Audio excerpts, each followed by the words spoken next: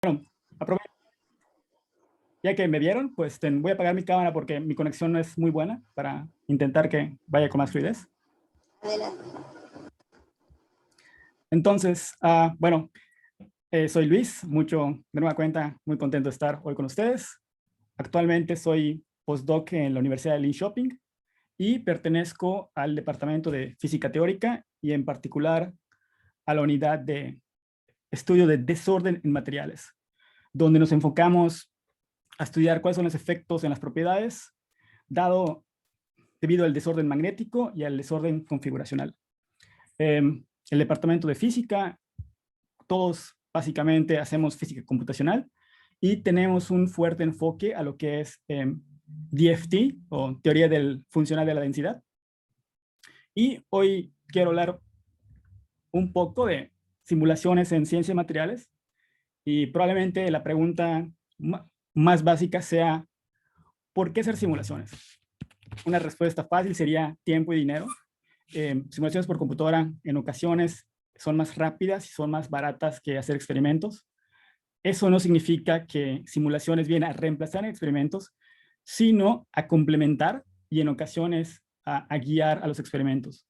Un ejemplo podría ser combinar simulaciones con experimentos en estos high throughput searches, donde el primer paso puede ser hacer un screening computacional y ya que los candidatos más promisorios sean identificados, proceder a realizar experimentos. Asimismo, hacer simulaciones en ocasiones es para hallar propiedades que son difíciles de obtener por medios experimentales o también para esclarecer experimentos en el sentido de que puede haber dos reportes experimentales en la literatura conflictivos y hacer simulaciones puede tratar de solucionar estos problemas.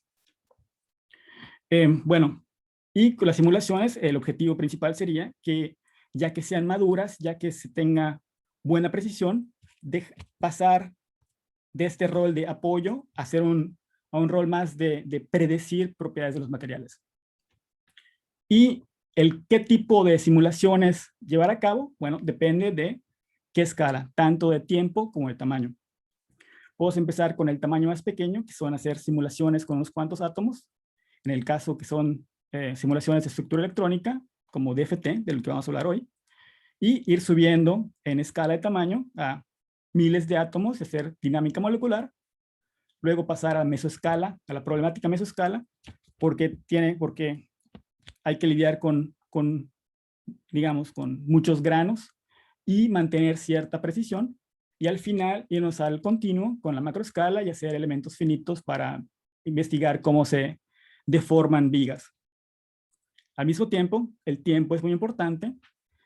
Podemos pensar en observar migraciones de defectos, cuando solamente requerimos algunos nanosegundos, a pasar a estudiar cómo evolucionan las propiedades de materiales que almacenan residuos nucleares, que esto requiere algunos cientos o miles de años. Luego entonces, elegir qué método computacional es el que necesitamos está fuertemente atado al problema que estamos tratando.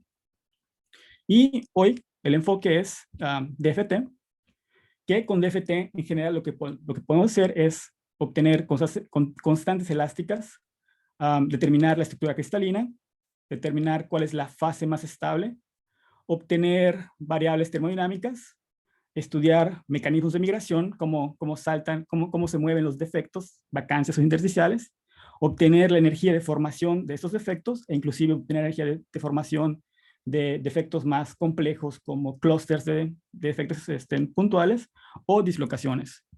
Y también de manera muy importante que con DFT podemos desarrollar potenciales interatómicos para ser usados en dinámica molecular y hacer simulaciones de una escala de tamaño más grande.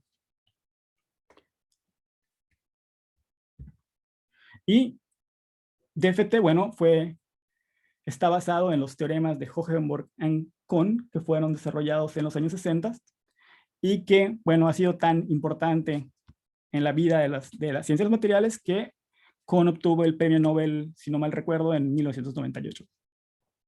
De una manera fácil podemos entender estos dos teoremas. El primero como que podemos usar la densidad electrónica como una variable, y el segundo, que esta densidad electrónica que minimiza el funcional de la ecuación de Schrödinger corresponde a la densidad electrónica del ground state o del estado base. Esto es muy importante porque lo que hay que tener en cuenta es que DFT, como está relacionado al ground state, es un método de 0 Kelvin. Al menos cuando yo estuve aprendiendo lo que es DFT, lo que me causó más curiosidad es esta palabra de funcional, y que en un modo simple lo podemos entender como una función de funciones. Un funcional toma una función como entrada y lo que va a arrojar es un valor numérico único. En el ejemplo, en este slide, tenemos un funcional f capital que acepta una función f minúscula, en este caso x cuadrada más 1, y que va a obtener el resultado 8 tercios, que es un valor numérico. Entonces, de esos dos teoremas de los que hablamos, hay que hacer cierta magia para convertirlo en un método numérico.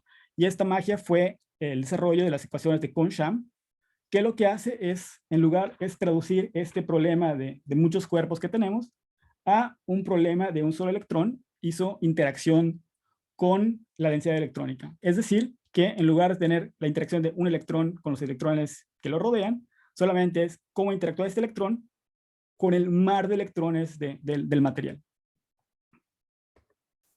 Y este funcional lo podemos dividir en dos partes. La primera parte es lo que conocemos, y esto quiere decir, bueno, pues, la energía cinética y la interacción coulombica entre electrones, la interacción coulombica entre los núcleos atómicos y la interacción atómica entre núcleos atómicos y electrones. Y tenemos este término, el que hemos llamado XC, que en este slide no sabemos qué es, y que en este slide tampoco sabemos qué es, pero que es el término en el que arrojamos todas las contribuciones mecánico-cuánticas. Esto quiere decir, ponemos el intercambio y la autocorrelación. Y esta parte es muy importante dentro de DFT porque es aquí donde hacemos las aproximaciones más fuertes. No sabemos cuál es la forma de esta energía de intercambio, y lo podemos hacer con dos tipos de aproximaciones, bueno, con muchos tipos de aproximaciones. Aquí mencionamos dos de las más famosas. La primera es la aproximación de la densidad local, LDA, en inglés, que tomamos la densidad como una densidad uniforme, y la segunda, un poquito más compleja, es esta aproximación del gradiente generalizado, en el que usamos la información del gradiente de la densidad para hacer la aproximación. Hay que señalar que esta forma de XC es un campo activo de investigación y que existen aproximaciones mucho más complejas y mucho más que consumen más tiempo para aproximarlo.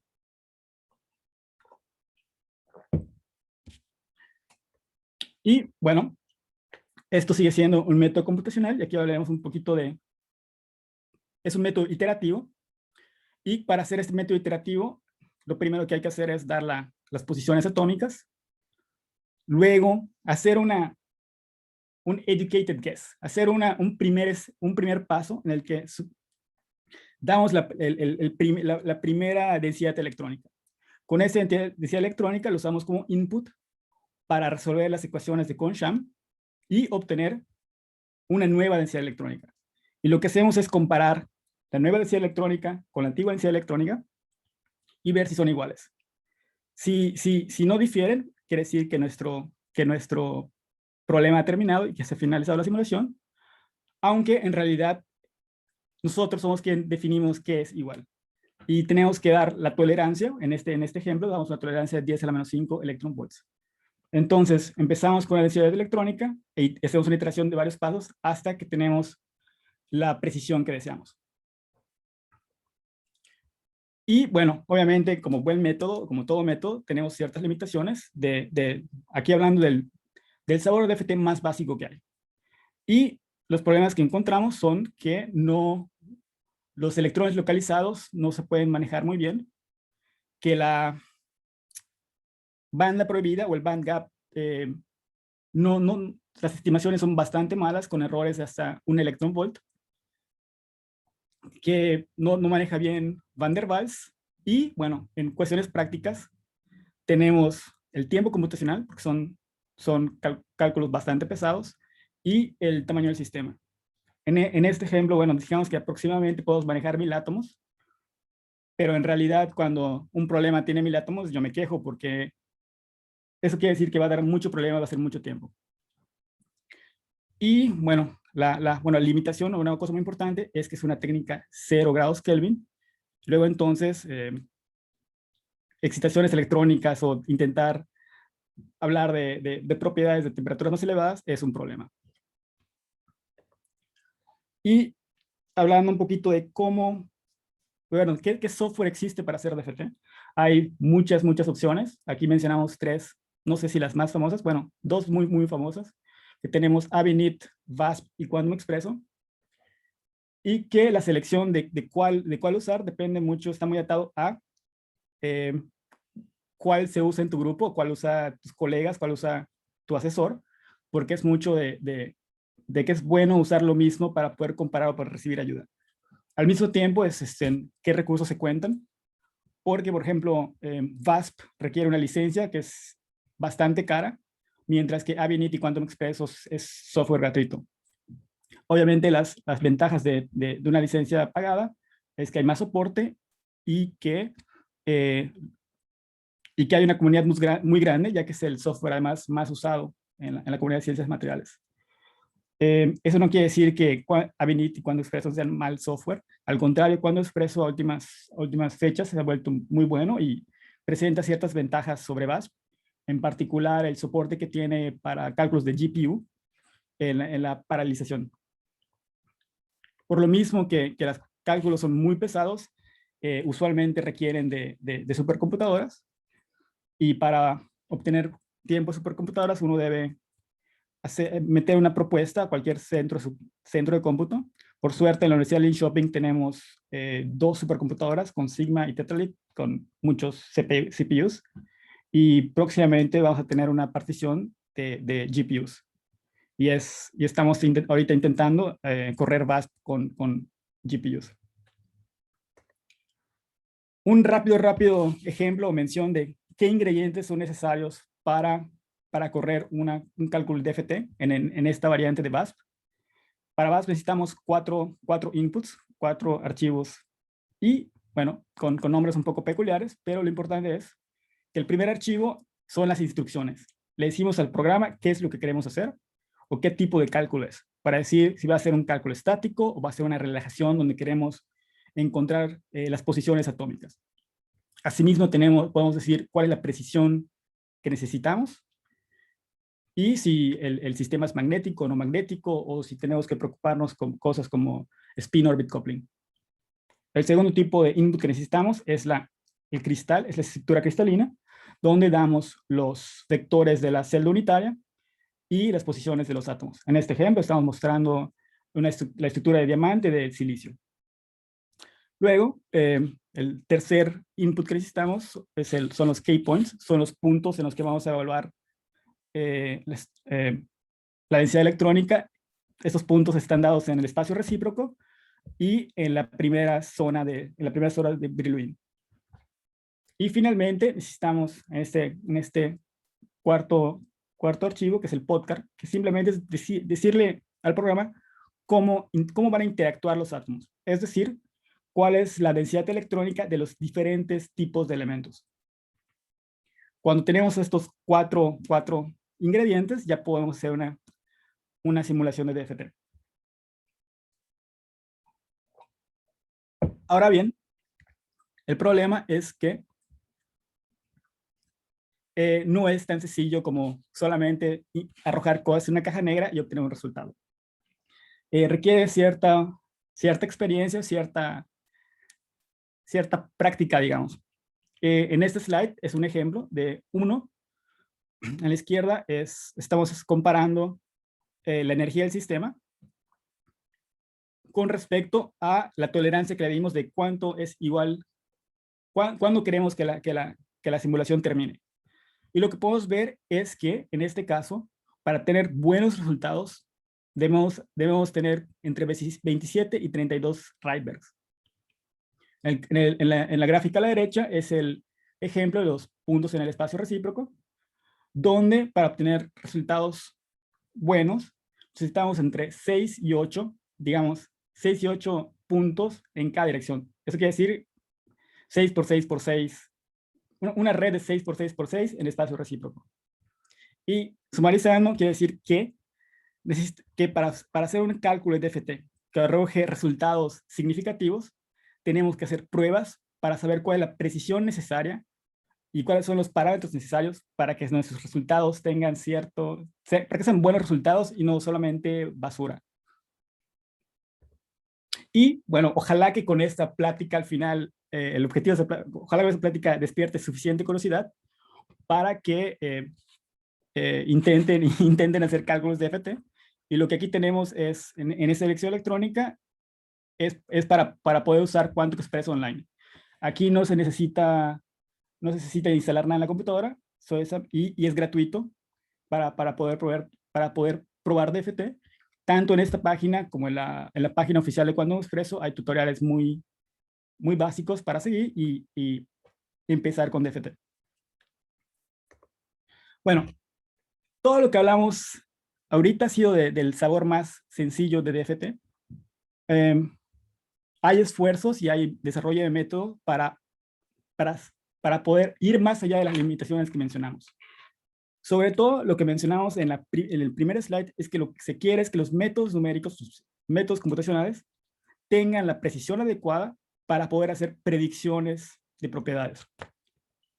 Lo que hacemos en nuestro grupo es, la ambición de nuestro grupo es el análisis de los efectos de alta temperatura en materiales usando DFT, con un enfoque, enfocándonos principalmente a lo que es desorden magnético, a los efectos de desorden magnético y a las vibraciones atómicas, particularmente en materiales magnéticos.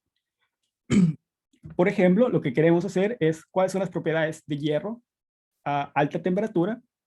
¿Y por qué alta temperatura? Porque usualmente, o en muchas ocasiones, las condiciones en las que va a ser usado, las condiciones operacionales, son estas. Por ejemplo, estructuras de hierro que son usadas en reactores nucleares van a estar sometidas a temperaturas entre 800 y 1000 grados.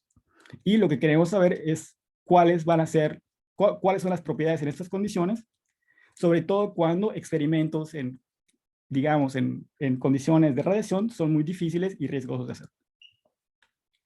Entonces, lo que hemos hecho en nuestro grupo es implementar ciertos métodos. El primero es este del momento local desordenado, en el que lo que hacemos es, podemos imaginar que los momentos magnéticos en cada átomo, como una flechita apuntando en diferentes direcciones, como está en la imagen, y lo que pasa cuando las temperaturas empiezan a elevarse, que es que empieza a haber desorden en estos momentos magnéticos. Cuando llegamos al estado paramagnético, imaginamos que es completamente desordenado. Y eso es justamente lo que hacemos en este método.